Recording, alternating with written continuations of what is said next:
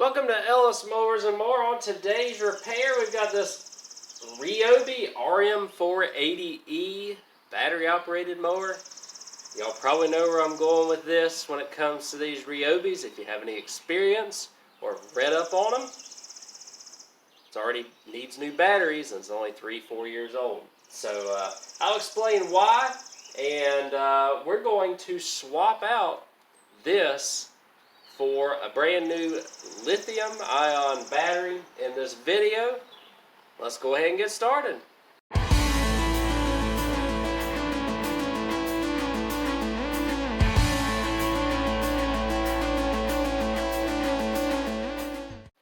So we've got the RM480e. This is, I believe it's a 38-inch cut ride-on mower here. And it has, so the thing is with these is that they have these lead acid batteries in them, which y'all know if you have a car, you usually have to replace your car battery about every 4 to 5 years. Well, same premise on this, except that you're not cranking up a gas engine, you are running the entire mower off of 48 volts. When that voltage drops too low, it will not give you the proper amount of driving power that you need, and it'll do something like this. So if I go back here and I'm going to put it in drive, and I'm just going to floor it, you'll see what it does. Nothing, because I got the brake on, but so it does that, right, and starts beeping at you.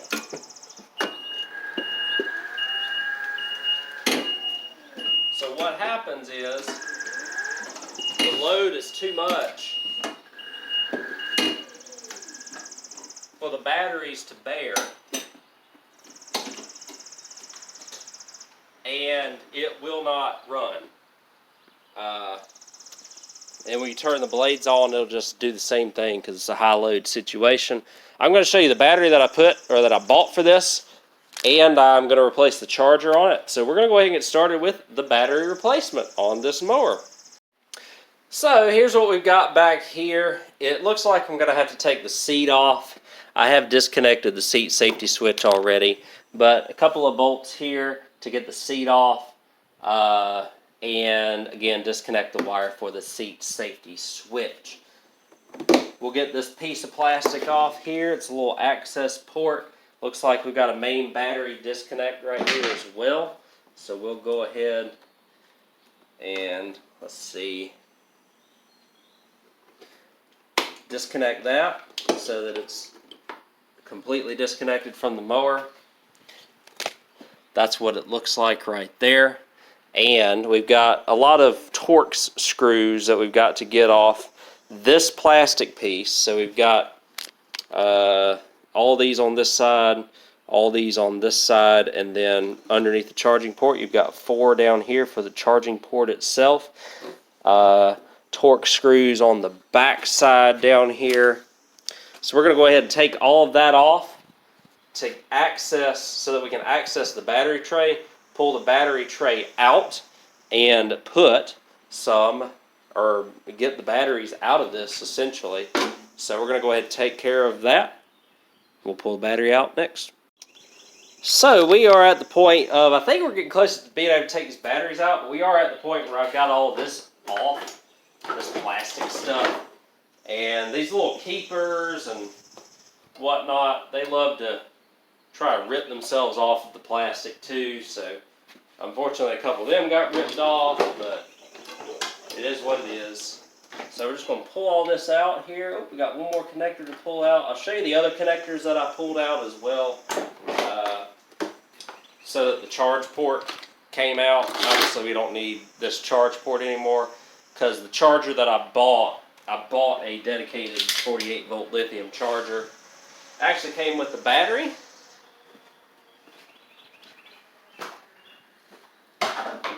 Luckily, the prices of these things are actually going down pretty decently. I got these for, I think I paid like $600 for a 50 amp hour 48 volt lithium battery that says it's a direct replacement for these Ryobis. So now what I've got to do, I think I've got a couple of 14 millimeters that I got to take out here, and I should be able to slide this battery tray out after that. So let's see. So it looks like I got to go underneath with a wrench. We got a little slider here for the batteries as well. And what else may be connected here?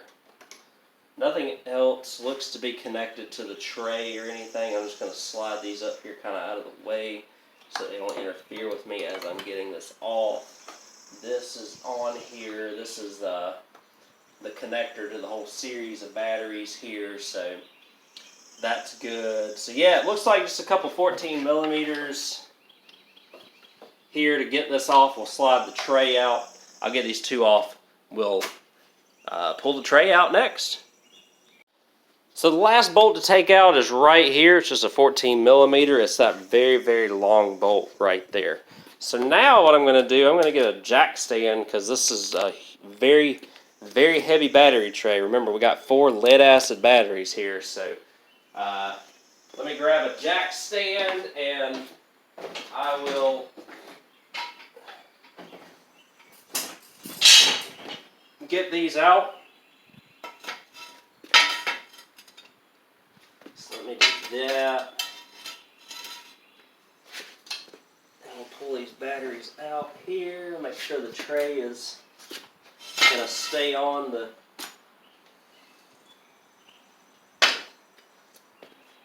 there. So that's good. We've got this bracket here, which I can pull. I'm probably right in y'all's way, but I'm pulling the little plastic protector pieces off here. That's a lot of work just for 3 years of working. If you decide you want to replace these with lithium batteries, where they are, what am I trying to say here? Like 4 lithium batteries. I've seen where people have done that and had good success, but I think you got to have them like balanced and all of that. You could go that route, but I think these are, I got to get a screwdriver for this. I think the route that I'm going is the most straightforward and the easiest, and honestly the cheapest route to go, because I couldn't really find. So originally what comes in these are 75 amp hour batteries, and I bought a 50 amp hour battery for this because I guess lead acid, I'm not terribly electrical minded, but apparently the lead acid batteries you only get but so much out of anyways. So looks like I gotta pull all these 10 millimeters off of here. And that a 50 amp hour lithium battery is very comparable. Now, I saw good reviews, and the battery that I use is going to be linked in the description as well. But I'm going to get the rest of these off here, and like I said, I think a 50 amp hour will do. I saw where somebody cut like 2 acres with a 100 amp hour one of these, and said that their charge was still like 79%. So if you can pull, an acre out of a 50 amp hour battery, you'll be doing pretty good. I'm going to get these battery terminals off here. Take note of what series they are in so that you have an idea if you do go the route of 4 batteries, but I'm going the 1 battery route, so none of this really matters to me. Alright, so here we go. I actually checked all the batteries, and they do test at like 12.3 volts roughly, so kind of interesting, but we'll get these out. Oh, they got handles on them. Great, even better. So they may be good for a little while. I know I'm not supposed to set these on concrete, but they'll only be here on the concrete in the short term.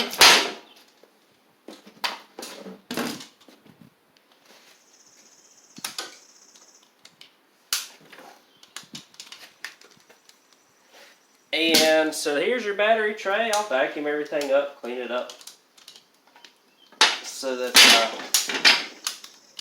everything's ready to go. I might have to take this piece out here if they are, if it's going to interfere with the new battery. But I bought the DC house batteries. You'll see what they are here in just a second. The DC house battery and charger, and we'll hook it up here in just a second. So here's the new battery. What I did, there were a couple of pieces that ran straight through the middle here to split the four, and then that top bracket, neither of which we're probably going to be using again, just because of this battery. You know, this thing altogether weighs about the same as one of those lead acid batteries. It's pretty big, but look, it fits right in here. We do have a little bit of space here that we've got to accommodate. There is a little bit of adjustment on this side, but not enough to really make any difference. I may adjust it a little bit to get it further back so it's a little bit closer to the battery cables and stuff, which is just a 13 millimeter there, and we'll screw everything in a little bit to get that closer. But essentially it just fits right in here. You can secure it with a bungee strap or whatever you want to in order to keep it in place, and we'll slide it in and hook it up here next. But this is the DC House Life PO4 51.2 volt 50 amp hour battery, which they deem as a viable replacement for the 48 volts that come in these riders. Well, the 48 volt system, that is, that comes with these riders. So we'll get this all put together here, and here next we will hook it all up. Well, I turned this into a harder job than it actually was, but one thing you need to do is keep the connections on the original charger. Reason being is there is something in here. You have to connect it to the blue wire here, which allows the mower to work. You hear that? So before I know this looks like a complete mess, and I'm going to clean it up a little bit, but before I couldn't get it to turn on because of this charge connector gone, because I had tried to connect it to the original wiring for the charger to put in the back. That didn't work very well. So yeah, so that's there. One of the other things is you could wallow out this hole a little bit and pretty much have your display screen right here for the new battery, and it look factory almost. So that's kind of nice. And so we'll work on that a little bit. We're still a work in progress here. The terminals are connected. I'm probably going to put the charger connector on and put it somewhere somewhere around here in the front. I'll probably drill a hole in the front, put the charge connector in the front for the charger. So we still got a lot of work to do, but the battery is in and it is switching the machine on, so that's a good thing. That's probably the biggest hurdle cleared, honestly. So let me work on this a little bit more, tidy a bunch of stuff up. I'll show you what everything looks like before I put the panel back on. So we're finally getting this thing back together, and I feel like this has turned into the world's worst install of one of these, but we are getting there. And so I put the charge port back. Of course, plastic break and brittle. I got two of the things back on. You have to kind of have it wired through this the long and the short is have it wired through this so that you can have that power to the machine. Now, I mentioned that I was going to put that on, but since I'm going to be selling this mower after I fix it, I figured that the traditional voltmeter here would be the best option. So I let that be. I'm about to put the seat back on. I got to put the seat connector switch back on. Those wires, I had to put this back on in order to get everything in, but I took the wires for the charge port and attached them to the actual battery right there, and just put the charge port right up here up front so that you can just charge it and do whatever you need to with it right there. So I've got some screws to put back on. I've got to put this mounting plate back on here on the back to secure it right here, the rear panel, this panel or the side panels, and then the instrument panel. So just a bunch of T30s to get everything back on, plus I think it's 14 millimeters for the seat. Plug the seat connector in, and we should be ready to drive this thing out of here. I made this job a whole lot harder than it needed to be, but again, first time doing something like this, you learn from your mistakes, and you learn a lot of things along the way. Well, I got it all buttoned up, guys, and we are going to, I'm about to test it out actually. So I can already tell you it drives a lot better. It's not pulling a bunch of amps and stuff. Again, what I did was leave this, but with the purchase, I'm going to include the other hour meter, or the, what is it, the little display, the voltage display. This thing only has 24 hours on it, which is crazy. Shows you how little those lead acid batteries will last. And everything, I said, everything's all buttoned up and strapped in. That battery should be good. This battery's on like 32% or so. So I'm going to cut my front yard with it, just make sure everything works. If everything works without any fanfare, then that'll be good. And we'll continue on. The charge port I just put right here in the front so that you can unscrew it and plug it in. Should have done a little bit smaller hole, but I was trying to fit it to where you could just plug it in, but it's not really the way that that charger works. Y'all probably want to see it drive, so let's do that. This thing's got a little bit of go too.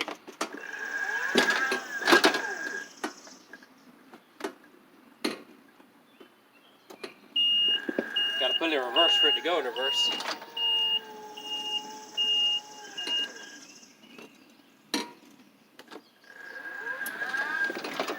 This thing's got, like I said, got a little bit of go to it, and then you turn the blades on.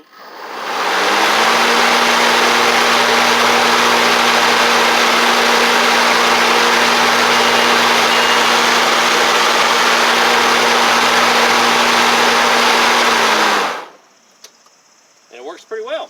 So I'm going to hit the front yard. Might put y'all on some time lapse so that y'all can see me mow with an electric mower.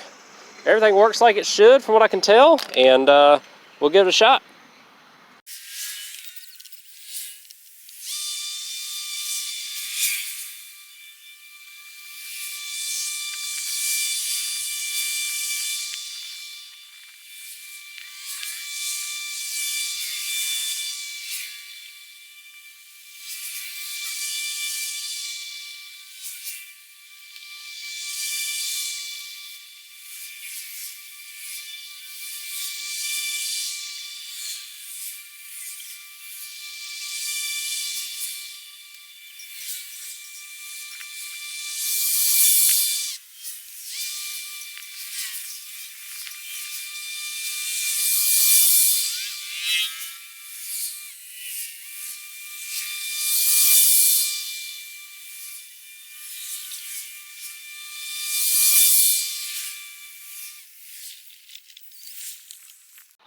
Well, there you go, guys. It worked just fine, and seems to be doing all right, which is good, and seems to be working well. So we put 0.2 hours on it, so about 10 minutes. Seemed to work just fine. showing 48 volts and doing exactly what it needs to, so can't really complain about that. The battery monitor obviously is not going to show properly what the battery life is. However,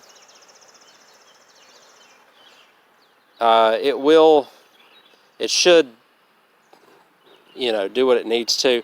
I'm going to advertise that I have a more sophisticated battery monitor. If somebody wants to install it, then they can. I actually might even install it just because I could probably just throw it right here on this bolt and or back here or something, just or right here even, so that they've got a more sophisticated system. I think what I'm going to do is follow up this video and do a little cutting with it, cut the whole yard with it one time after I fully charge it, and let y'all see what that looks like, maybe in a separate video, and we'll maybe hook up that other battery monitor to the front of that battery and see how well it is going to work for us. So let's save that for another video, but for now, the premise, again, putting a Life PO4 lithium battery on one of these things seems to work fine. It worked great, and all the functions work like they're supposed to on here.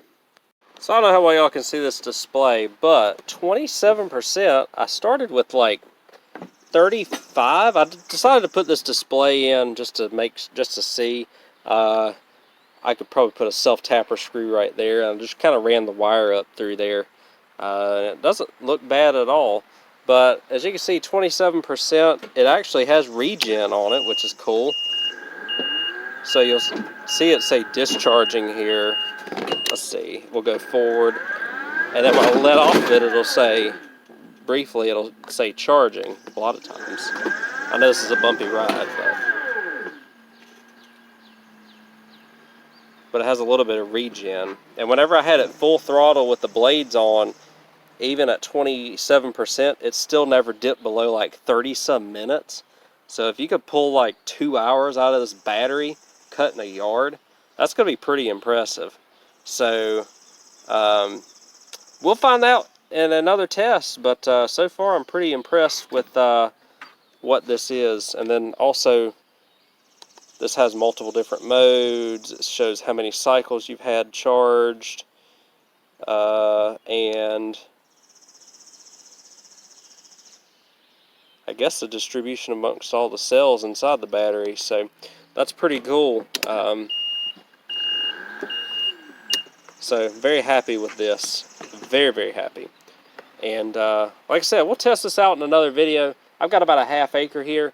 I might even take it to somewhere else to cut grass to see how well it does with this battery and how much battery life it's got.